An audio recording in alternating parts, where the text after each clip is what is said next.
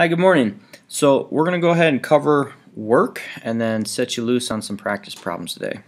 So work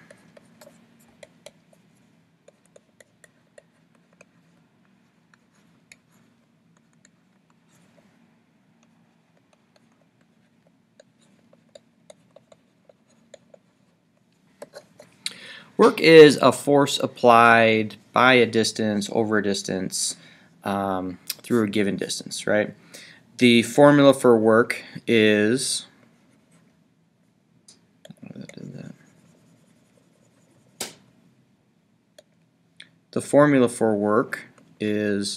force times distance, and you saw this in the lab where the relationship between force and distance was multiplied. That's how you got very similar numbers that had the least variation in your numbers. So if we take just a typical free body diagram, we'll just do a book on a table.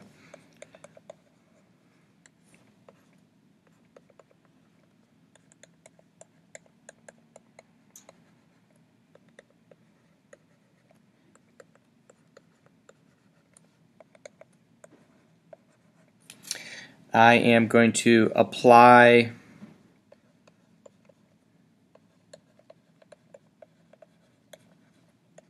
I'm going to apply 10 newtons of force to the right, and friction is going to oppose me 5 newtons to the left, and then the weight would be 8 newtons, so the table would push on the book for 8 newtons.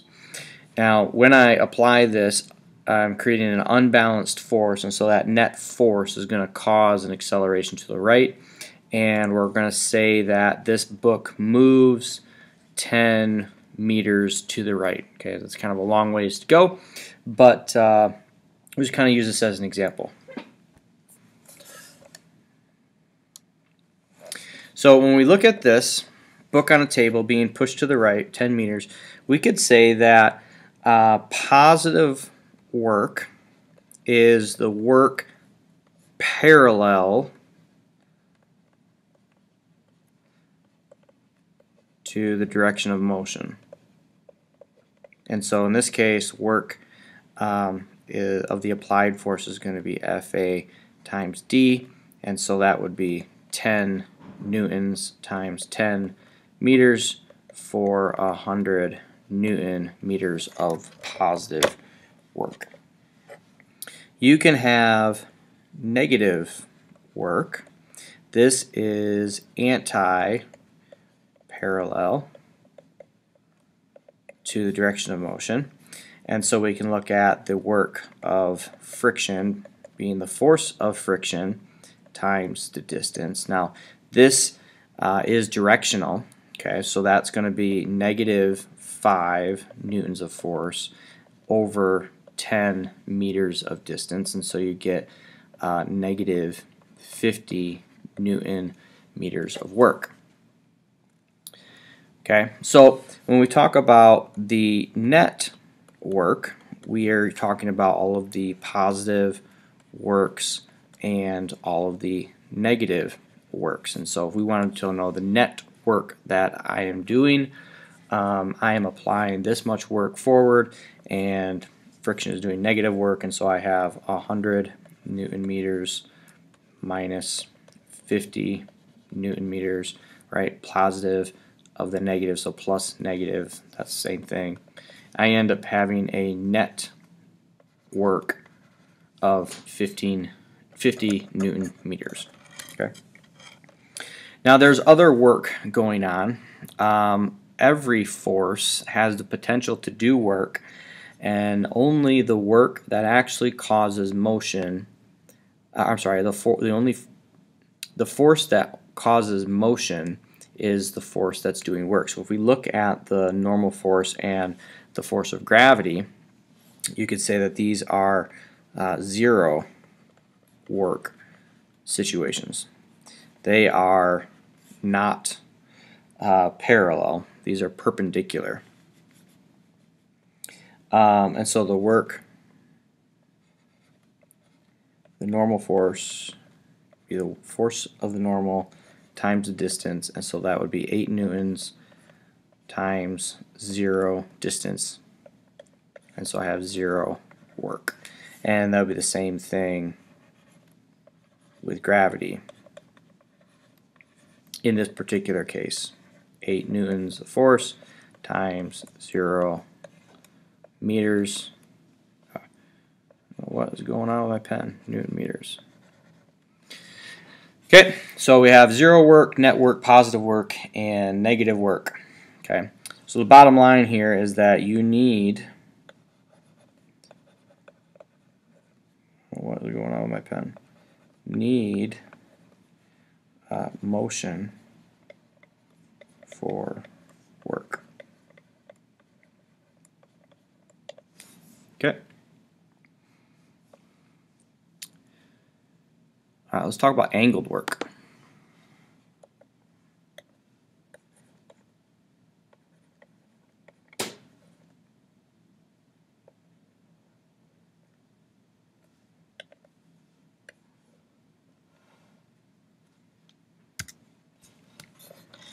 My computer's struggling a little bit. Angled work.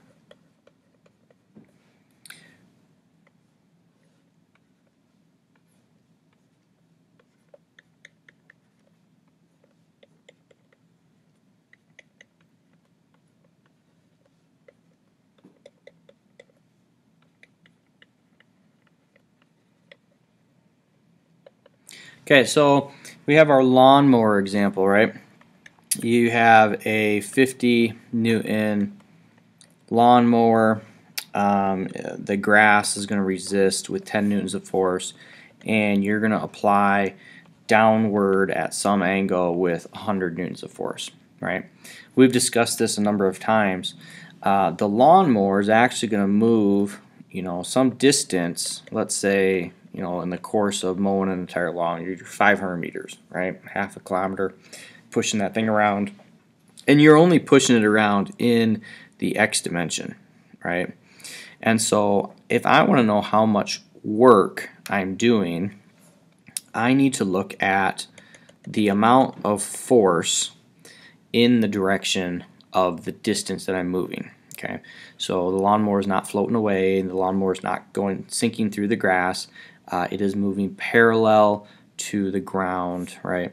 And I am adding a downward pressure, and so some of that force is in the y dimension, and it's actually increasing the weight of the lawnmower, right? So 50 newtons plus this Fay is going to be equal to this upward force, and that's in turn going to increase my friction. And so this Fay,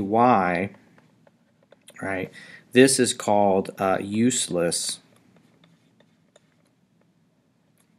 force, or in this case useless work. This part right here, the Fa in the x dimension, is useful because it is causing motion, and so we say that it's useful, right? So when we look at the amount of work that is happening, I need to take the force in the parallel direction times the distance. And so this would be Fa cosine theta times the distance. So this is my Fa of x, is my x component of that applied force in the x dimension. So this work formula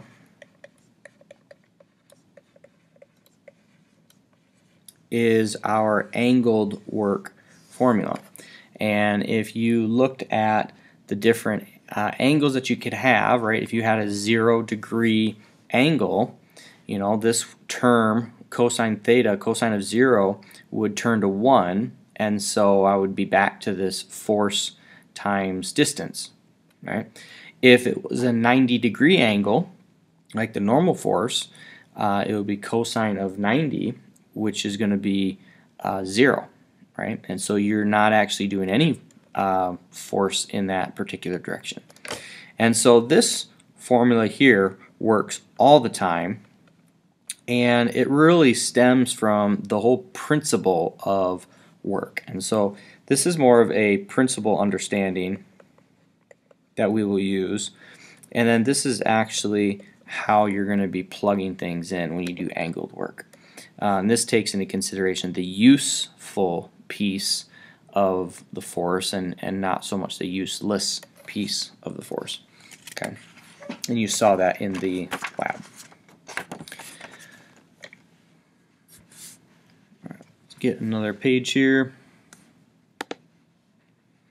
Okay, if we're talking about useful energy and not so useful energy, what can you do with that? If I have a ramp and the bed of a truck, right? Something like that.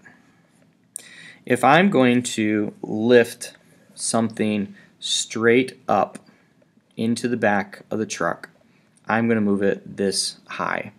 And we saw that the object that I was lifting, I would be moving it upwards, and I would be fighting all of the weight, right? Well, if I put a ramp and I started sliding it up the ramp, I'm not fighting the full amount of gravity. It's a portion of the gravity, right? So things like a ramp and a pulley and a screw and a wedge and all these types of things, these are called simple machines. Simple machines are trading the force for distance. Here, the distance is straight up. It's the shortest distance, right? It's going to be the maximum force and the shortest distance. Here, my distance that I'm actually moving, the path, is really, really long. And so the force is lower and the distance is higher. The fact remains that at this point right here, right, at the top, that is the work. That is the amount of work. And so the work straight up is equal to the work up the ramp.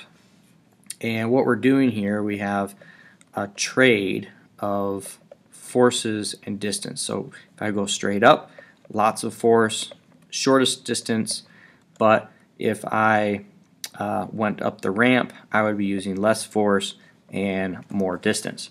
So this whole process here is the benefit of a simple machine. We can figure out how good a simple machine is by looking at the mechanical advantage.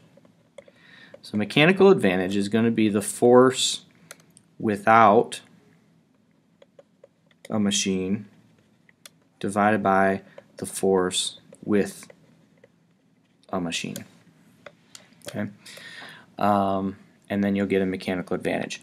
That is it's a ratio that helps us understand how many times my benefit is. Right? You'll have some questions about that as well. All right, I'm going to let that be. Well, I'll give you a couple equations real quick that you might also run into, and then we'll cover the rest of the stuff when I get back to school next week. So you have different types of energy. So work we saw was connecting forces to energy. Right? When you look at work, your units are Newton meters because it's a force over a distance or a force by a distance, right? Well, 1 Newton meter is equal to 1 joule. And so the reason we talk about work before we talk about energy is because it connects the forces and the forces causing acceleration, and higher acceleration takes more energy. Okay, and so we're going to connect these two together. And so there's different ways to talk about energy. One of the ways that you can talk about energy is kinetic energy. Kinetic energy, sometimes it's abbreviated KE or K, is equal to 1/2 mass times velocity squared. And it basically says if I have an object with some mass and it's moving some speed, it's going to carry some amount of motion energy. We can look at potential energy. Might get my pen to work.